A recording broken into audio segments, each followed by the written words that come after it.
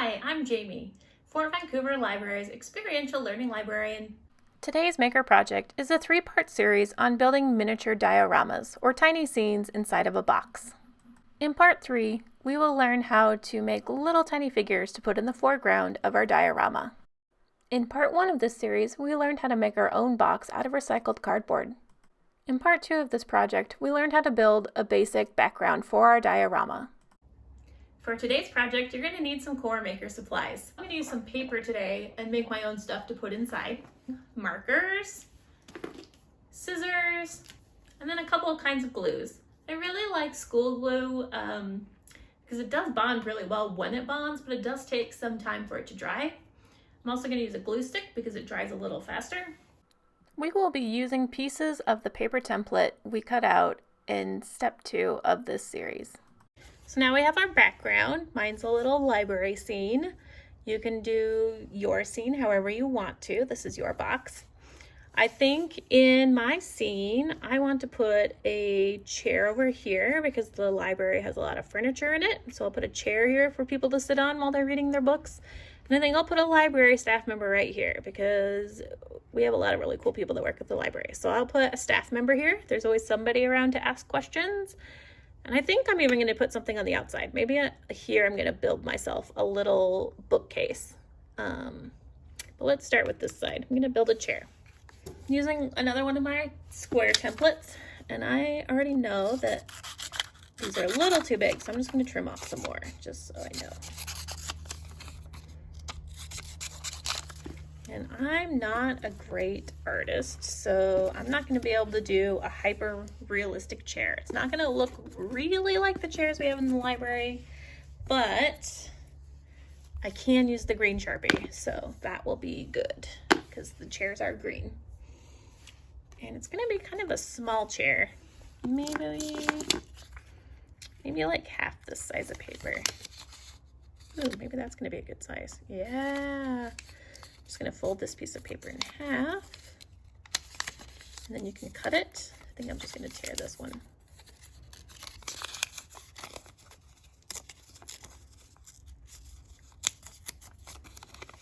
And if I make that into a chair,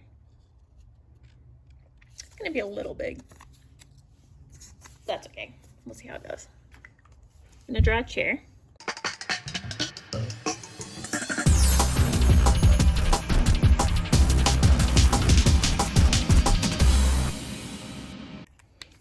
Learn from my mistakes. Maybe don't do this. I can still kind of see my lines.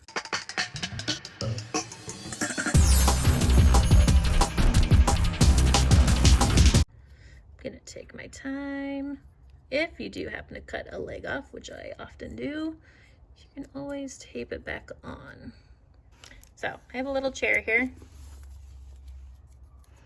Little tiny chair. And then his feet, I'm going to take and fold up just the bottom.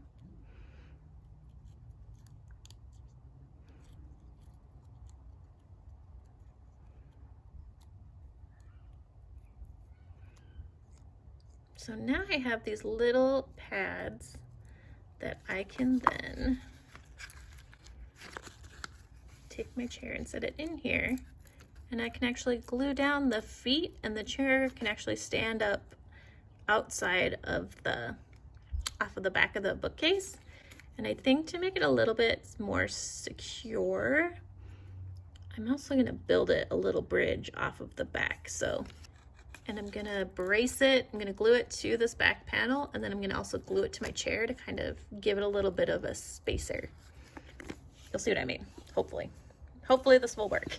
So I've got all this cardboard left over. Yeah,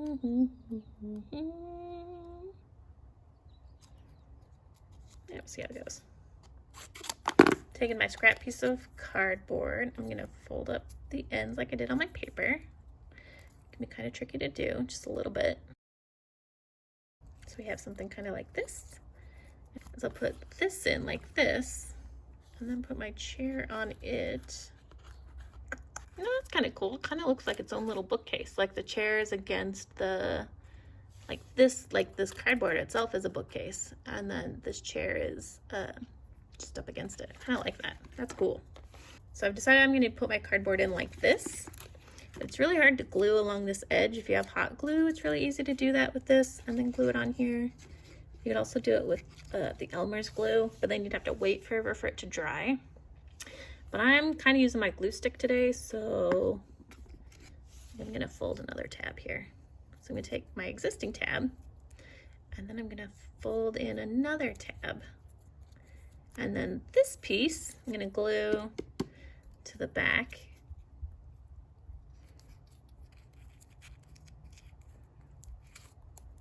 Yeah. So I've got this little edge here. Still not a lot, but it's a little bit. And then, whoop, I want my chair to not be floating in the air, so I'm going to make sure it's on, that this cardboard is on the bottom of my box. And then make sure that fold I just put in there that's got glue on it is folded down.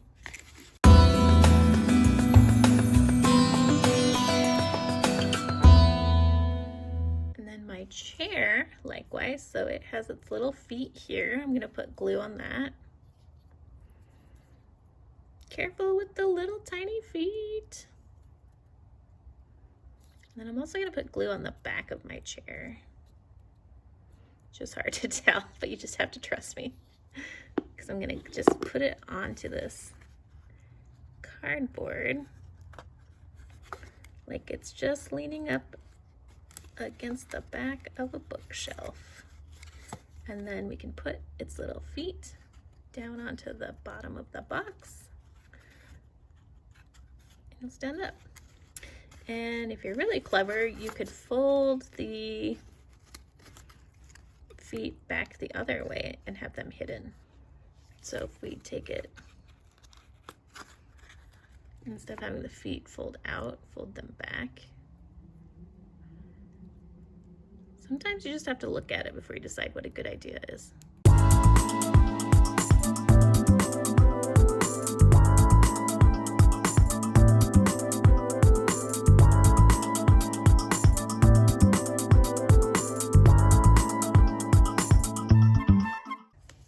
Use my little pen here to kind of push them down and back.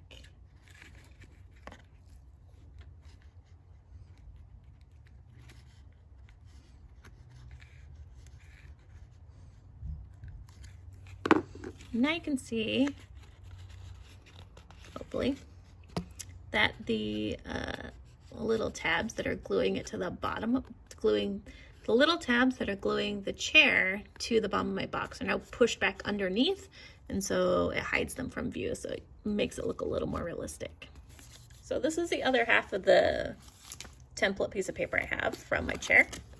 I'm going to draw a small figure with the other half of my paper template, and I kind of decided that I liked the gnomes on my notebook, so I decided to draw one of them to put in my tiny library. So I'm going to draw it, color it, and then cut it out.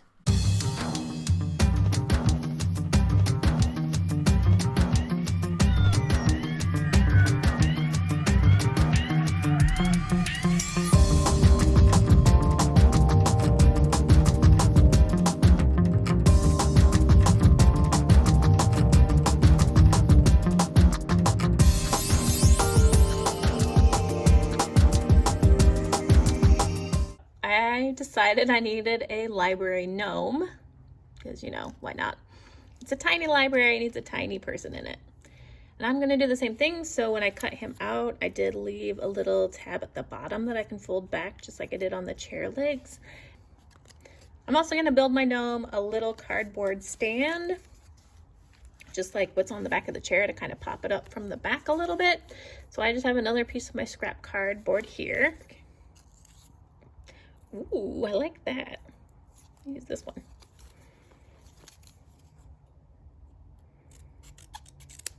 Same thing I did before. I'm going to fold it over on both sides. And then I'm going to fold it again. That. So we've got one fold, another fold, flat piece. And then we'll repeat it on this other side here. Fold it in. Fold the edge under a little bit, and then it's not going to have a very wide flat base to put the gnome on, but I think that's going to be okay. So again, I have two little tabs here that I can put glue on and then glue them to the back.